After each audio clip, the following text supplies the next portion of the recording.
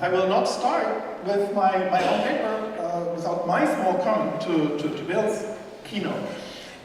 One thing that I found as a public administration person very interesting, and that is that if you look a bit further than the global Western tradition, you will actually find that one of the most important competitors that are becoming more and more important again, and that is Confucian government. And Confucian public administration actually has 5 estates.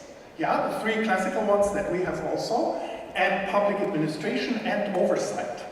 These are seen as equally important parts of government. And that's very interesting because while, of course, the oversight is not the same oversight Bill is talking about, but the idea that you need a fully independent and autonomous institution to check all the rest is a really interesting perspective. So this is something that's based on the Qing Dynasty administration that was then redeveloped for democratic government by Dr. Sun Yat-sen, and you will find that today actually in the administrative system of Taiwan. So probably nobody wanted to know that, but for me it was important to mention at least. And now I will head towards my own lecture, and this is the Pathfinder, Estonia as the beta version. So, as you heard, my principal appointment, my academic appointment is in Estonia, Tallinn University of Technology, home of Skype. And usually Estonians start their lectures by saying, well, you know that I'm from Estonia, so I must have something to say about e-governance. As if it comes with the DNA. And that is indeed so because the general image of Estonian e-governance is very strong as far as the X-Road and the ID is concerned. The Rahvakogu, that means genuine experiments in deliberative democracy, the EU residency, of course, which is changing the entire idea of citizenship, and so on and so on. And the last thing, things like digital embassies and, if you will, the virtualization of the state. So Estonia has this very, very strong image as a leader that goes into such things as Estonia is the digital trendsetter for the world, the digital mecca, the e-governance mecca for everybody. Can New Zealand become the digital Estonia of the South Pacific? See down there, Estonia has become a tech utopia. Estonia has turned government into a website. There was a very famous article in the Christmas New Yorker, Estonia, the Digital Republic. In government, its government is virtual, borderless, blockchain, and secure. So this is the basis, what most people, and I would hope for the sake of my argument, most of you, have as the image of Estonia. The problem with this is that it's not true. This story is not true. Estonia is not the world leader in e-governance. It's doing this, I want to emphasize very strongly, very well. It's doing extremely well.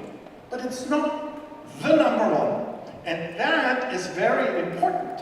It's not churlish, and it's not detailed, and it's not narrow to emphasize that. Because whether you call something the Mecca or the best, or a totally digital society as a complete success story, or whether you say, well, it's a beta version. They're also trying. They're trying hard and they're trying very well.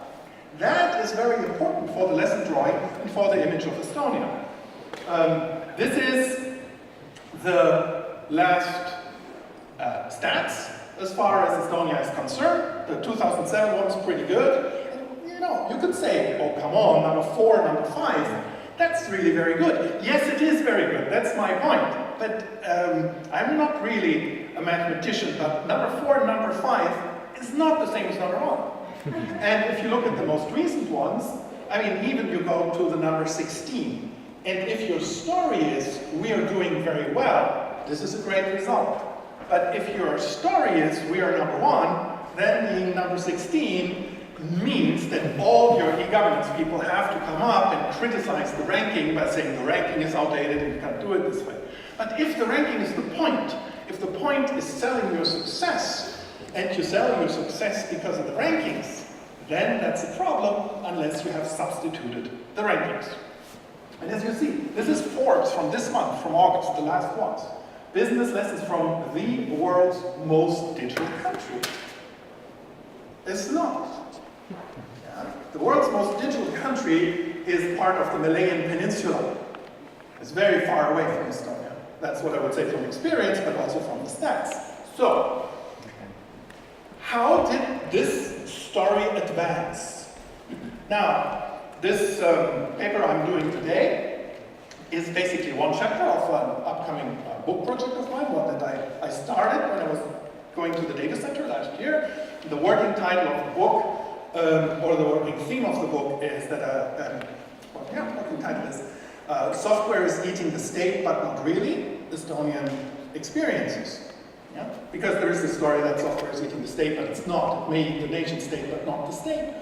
And so in this sense, it's really interesting to look at that perspective. For the Austrian Science and Technology Council, this book has just been out. I've had a paper on the state theory. But then you always come up at this story that Estonia should sell what it is doing well, but it sells a slightly different story and it oversells. So my question is why? And if you do interviews with the leading Estonian protagonists of this e-governance thing, you will get that what they tell you is that it's a push-pull story. On the one hand, you present the success story by yourself, because success stories are nice to tell, and then you shift them a little bit. But on the other hand, you also get all these global Western media coming in who want this story, who demand it. I mean, the Forbes people and the New Yorker people and so on, they don't come to Tallinn and want to say it's pretty good. They want to say it's the best. It's the New Jerusalem. It's the shiny digital city on the holy hill. Yeah, this is what the world will look like. As long as you actually can log into the system, which is not that easy as most people think, but okay. And so you get this, I've seen the future and it works story, yeah, which was, it's a famous thing about the Soviet Union, where, people come and say, oh, this is a startup nation, this is a digital nation that actually has a state. And so there is this push-pull, really. And I think that's quite fair, but it really does need some further analysis. Now, there are genuine successes of Estonia, even beyond being just number 5, number 4, number or top 3 in Europe. That's already a lot. I think it's already a lot. I think the genuine story is worth spreading. This is exactly why the criticism of the overselling is so important. But one of the successes for me is e-health, because, for instance, integrated, universally accessible health files are sensible. If you do break down in one city, and no matter what doctor finds you, that doctor, she has immediate access to your health records, that's actually good for your survival. So, and that you have that in Estonia, that all your medical files are in a central place, that makes sense. And if you say that in Estonia, people will say, yeah, obviously. And if you say that in Germany, people will say, what? All your medical data in one point? What if the government finds out that you had a headache and therefore they will try to kill you? So, that is exactly the context. And what is so important to see, and that is an important story for e-governance, is we can never decontextualize the effects of e-governance. One of the key points in Estonia is that there is, some people call it high trust, but it's not trust, it's an absence of fear of your own government. Estonians, and this is partially a size thing, do not fear their government and their bureaucrats at all. There is no sense that any administrator will ever abuse your data against you. And as a mean footnote, I could say most Estonians think, even if they would try to, Estonians don't think they could. So because of that, you say that, oh, yeah, if bureaucrats know my health data, that's fine.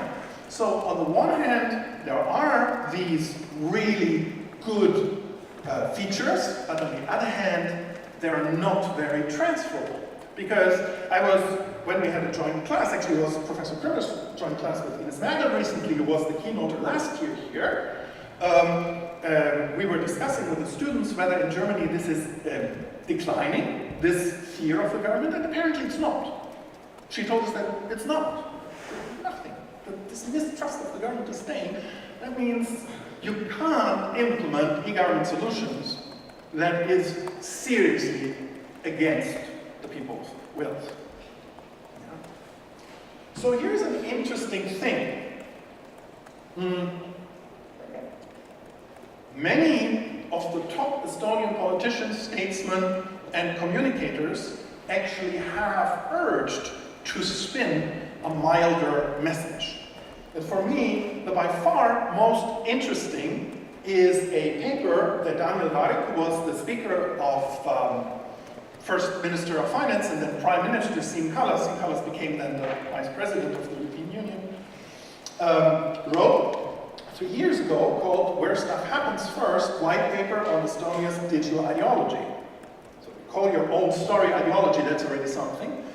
You find that today on the website of the Ministry of Economics. It's really quite official. And in this is where I actually get my title from. In Daniel's paper, he was the PwC CEO of Estonia also, so real master communicator. And he differentiates two narratives from the Estonian side that I found very helpful. What he calls the e-Narnia, that means a fairy tale story. I don't think it's very Narnia, it's more Brothers Grimm, I just call it fairy tale on the one hand. And on the other hand, Estonia is the pathfinder. Estonia is the better version. We try it for you versus we have solved everything already.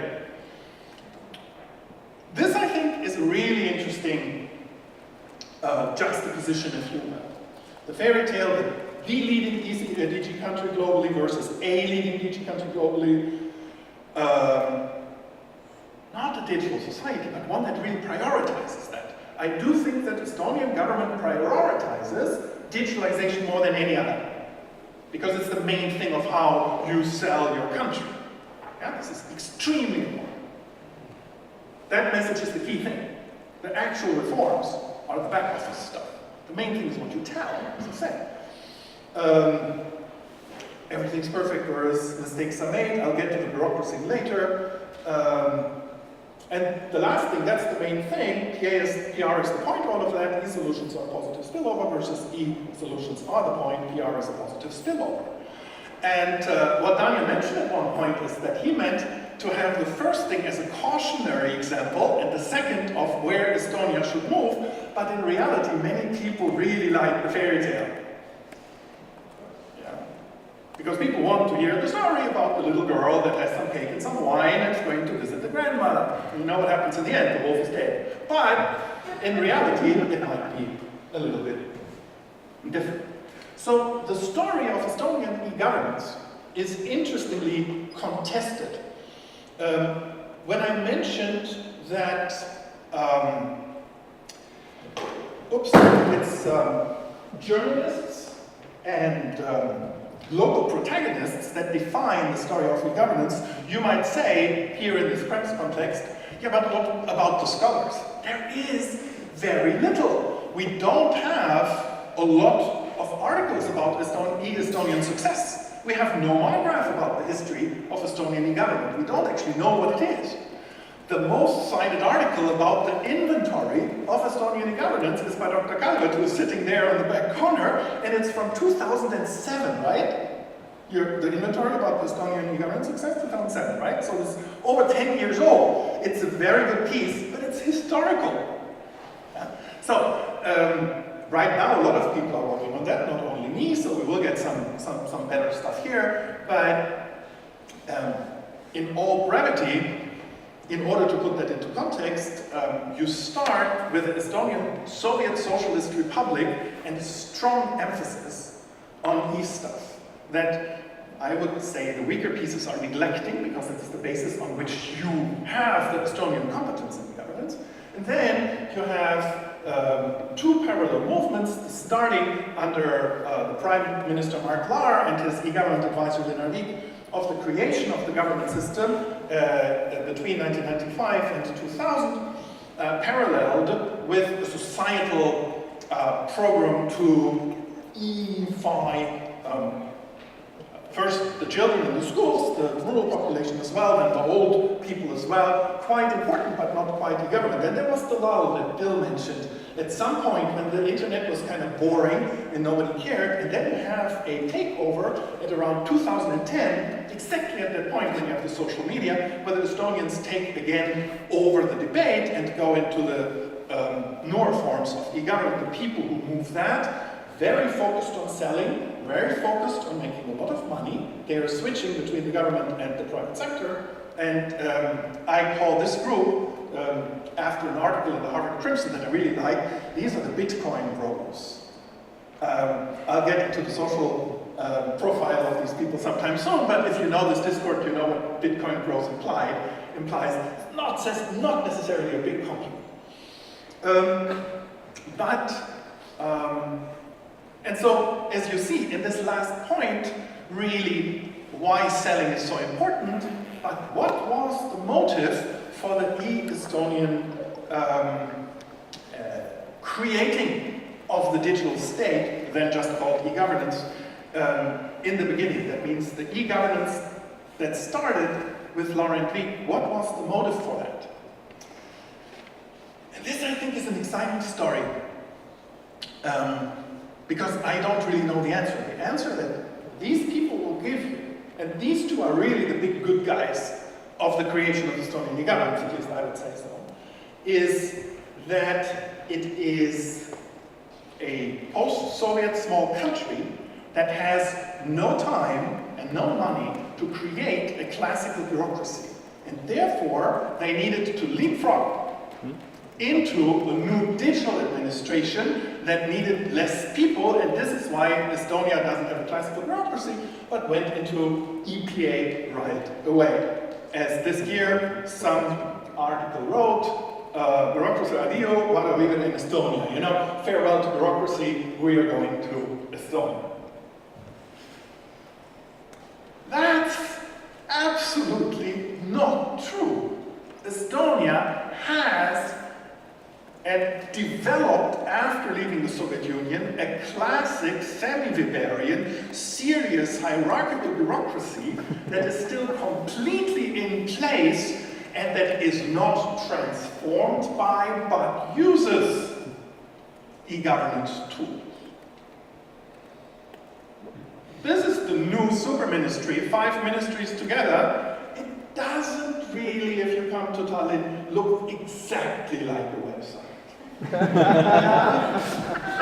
There are people in it, like deputy department heads and stuff like that. And yes, they will not write an email, because emails are embarrassingly old-fashioned, but a text message to their colleagues in order to meet for lunch and talk about things. But basically what you do have, and what you had from the beginning. I came to Estonia first in 1993, and I was involved in the debates about public administration reform in Estonia. The fight was between NPM principles and classic Weberian ones, not to start from scratch. What everybody tells you, we started e-governance to avoid classical bureaucracy, yet e-governance, from my own experience, only started after classical bureaucracy was already in place, and it's still there. So, how to explain that? I don't know. The interesting thing is the footnote here, from the European perspective, by the way, is this very strange anti-bureaucracy, anti-state rhetoric that we have also in a lot of European and other countries, that means this idea that a large administration is something negative. That means I see the state apparatus as a draw from a happy life of the citizens. But I mean, in the time of the point of public value, in the EU moving all its research towards mission-based innovation policy, and Mariana Mazzucato's work and her team at UCL and so on, where we think about public value creation, and where we should actually ask whether state employees are not creating public value, we should also question the idea whether reducing the public sector is necessarily and automatically a good thing. And I would say in 2018 the answer is that it's not. It can be, the public sector can be doing wasteful stuff, but it may also do exactly the stuff why we are in this world together. Yeah? So the simplistic assumption that something is bad because it does introduce the bureaucracy isn't really true either. This suspicion towards the state, however, and this idea that reducing the state or not taking the state so seriously, that is something very Estonian. So the takeover of the classical state that is seen as something like Kafka's castle, and to transform it digitally and to reduce the state wherever you can, seems to be a very strong Estonian feature. My argument here, this is the one I did in this Austrian chapter, so I won't be too long about it today, as I said, because I don't want to interfere with your coffee break, is that Estonia celebrated this year its centennial as an independent state, and it was, as I said, interrupted by a long Soviet time and wartime and so on, now part, of course, of the European Union, but in fact, the Estonian state has only been there for 50 years. It's very, in reality, if you will. There is, in Estonia, a very strong sense of a homogeneous ethnic group, the Estonians, who have a state. The state is a tool of an ethnic society. So some people have said that Estonian is tribal, hence the tribe symbol in that sense. And because of that, there is a very famous statement that the president of Estonia is saying all the time. She says, I am the president of the only digital society that actually has a state. Whereas normally, the European thought is not that society is owning a state. That's not quite it, yeah? So, but this is an Estonian thinking. You can say that, and people will not argue with that. I mean, not normally, certainly not if the president says it. That means that in Estonia, the attitude even towards their own state is quite instrumental and not strongly emotional. The emotional attachment seems to be much more with society, especially with ethnic society. This is why Estonians can, in the e-governance discourse, put the state more easily to disposition than most, I would say, European countries can do that, where it's not that negotiable to give away the state elements. And of course, context does matter, especially these days. There is a reason of why Estonians want to really present themselves as a specific and modern entity, and why they're suspicious towards real nation states and two-strong states. And that, of course, is the Estonian history and also Estonian presence. Right? So if you have a perceived existential threat from your old colonial power, Russia, from the East, and that is something that is perceived as an extremely strong nation state, there seems to be a quite obvious interest, if you will, in both having the nation state disappear and moving the state into a virtual sphere, yeah? Which not that many people, again, would share. Okay. Time to almost finish. So I'm relativizing this Estonian success story a bit, while, again and again and again, I'm saying it's still pretty great. It's just not heavenly Jerusalem. That's all I'm saying.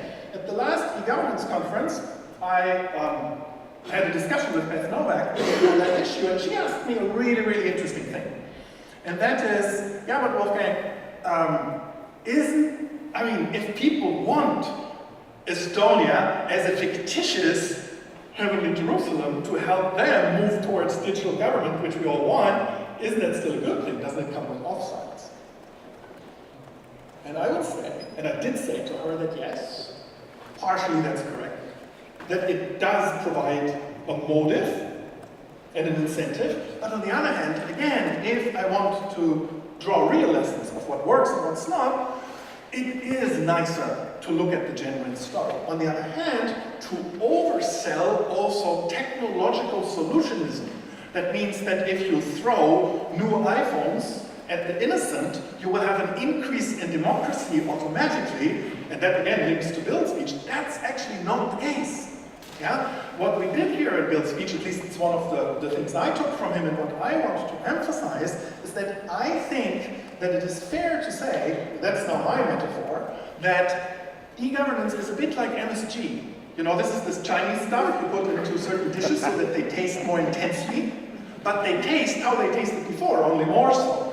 What I want to say is that in general, we didn't think that in the early 2000s or before. But today I think most of us would say that e-governance increases the tendencies of the political social system that is already in place. That means an open democracy will get more open and democratic, but a repressive system will get actually more repressive, because then the autocrat can say, well, in today's elections I want 97.9%, 98%.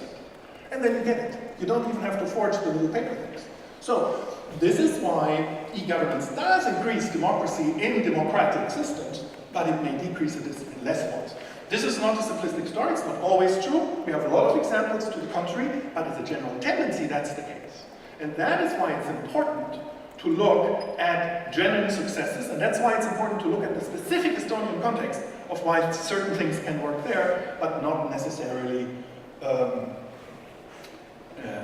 that there is a linear effect from e-governance to having a perfect society. That's not how it works. Yeah?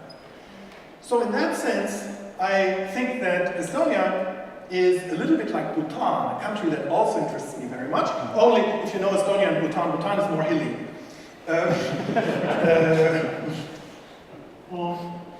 With this, in my opinion, really interesting concept of gross national happiness as the local development goal. And this is serious. I take G&H very, very serious. This is a very, very nice thing based on Buddhist economics and so on and so on. And because of this priority, this Bhutan sometimes gets billed as the world's most happiest country. So in the last UN report of the World Happiness Report, which is actually headed by people highly sympathetic to Bhutan, such as like Jeffrey Sachs, Bhutan is 97. Okay, indicators are about indicators, but this is even more solid. So you have the most happy country in the world, which is 97 on the happiness ratings. Estonia is of course not that big. Estonia is a top country, no doubt, but the tendency, if you will, is the same. I do think that the Bhutan ranking is not fair, personally, but never mind critiquing the indicators, you know. The truth is that even in the most recent poll in public service delivery, where Estonia always was the #1, this year Helsinki is the #1, Finland is the #1, and maybe when Estonia accuses the old Obervater Finland as being too slow and so on, Finland's idea to say, okay, we do e-voting, but not in the presidential elections, because for various reasons that's better. This idea that Finland is not technologically driven, but technologically based, may be actually something that for many citizens is the better way. And if we look at who the leading country in e-governance really is, and I would say that also from personal experience, I think we wind up with Singapore very clearly, and the indicators also agree with that. If you do a cumulative indicator of #1 e-governance countries, you come up with Singapore. Now, of course, some people don't like that because they don't like the political system Singapore has. But then you have to look into that rather than saying, I don't want it to be that way. Yeah. So this is how I would put it. But let me emphasize for a seventh time, I think, that still, if you look at the past, if you look at the size, if you look at the development, the entire idea of Estonian e-governance and this real distribution in the world, and that this is a priority, is a great place. The branding does work very well. The Fox used to be on Facebook, but now it's just on Snapchat. So he's probably already commented on my lecture here. Somebody of you tweeted it, and probably the Fox is following Robert and stuff like that. So, in that sense, I think this story to call Estonia a beta version, because we all know that in governance we are in the beta phase, and to say that it's the pathfinder who's checking whether things work or not, actually makes it, at least for me, more exciting than saying it is the best. But, of course,